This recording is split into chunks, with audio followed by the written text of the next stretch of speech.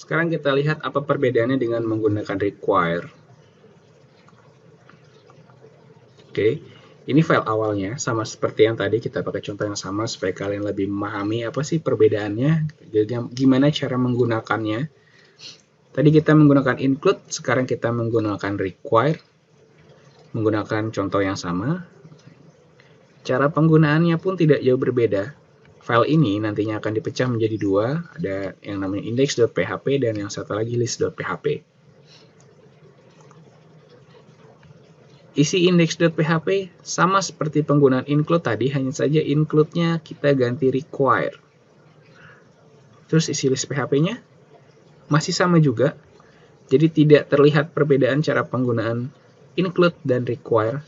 Sama-sama kita pecah, kemudian filenya disisipkan ke dalam file yang lain. Hanya saja yang sebelumnya menggunakan include, di sini menggunakan require. Terus apa bedanya dong menggunakan include dan require? Ada bedanya atau enggak? Ada bedanya. Pada dasarnya sama, yaitu untuk memanggil sebuah file yang akan disisipkan, baik include ataupun require. Namun penggunaannya nanti tergantung kebutuhan kita. Kebutuhan yang seperti apa? Kita ambil contoh dilihat di seperti ini ya. Kita bandingkan antara include dan require. Yang pertama, penggunaan include seperti ini. Kita buat tag HTML, kemudian dalam bodinya kita include, ada nama file not-exist.php. Ceritanya kita memanggil filenya ini nggak ada, jadi saya kasih nama filenya ceritanya file not-exist.php. Kemudian kita bandingkan dengan penggunaan require. Kalian perhatikan sama, hanya saja bedanya di sini menggunakan include, di sini require. Jadi ceritanya kita mau memanggil file yang nggak ada di folder, atau typo menulis nama filenya. Kita lihat hasilnya ketika menggunakan include. Ya. Di sini akan muncul warning, gagal membuka file not-exist.php. Ya. Kemudian dilanjutkan dengan ada yang tercetak di sini. Ini adalah konten saya, atau yang ini ya. Paragraf yang ini muncul, tapi di sini ada warning, ada peringatan. Jika menggunakan require, apa yang muncul? Kalian perhatikan bedanya di sini, fatal error. Karena dia menggunakan require, wajib harus ada. Ketika filenya nggak ada, maka akan muncul fatal error. Kemudian program berhenti menjalankan baris berikutnya. Jika kalian perhatikan di sini tidak tercetak, ini adalah konten saya. Jadi programnya berhenti sampai di sini.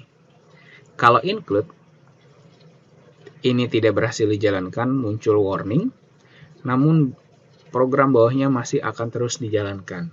Itu perbedaan include dan require.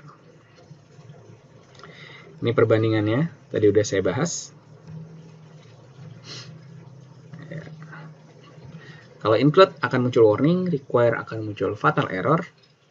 Include, kode programnya tetap dieksekusi atau dijalankan. Require, kode program tidak dieksekusi atau dijalankan. Karena penggunaan require untuk memastikan kode PHP yang dibuat itu tidak akan diproses apabila ada file yang gagal disisipkan. Itu perbedaan include dan require. Pembahasan include sudah, require sudah. Nah, tadi kita perhatikan ada include once dan juga ada require once.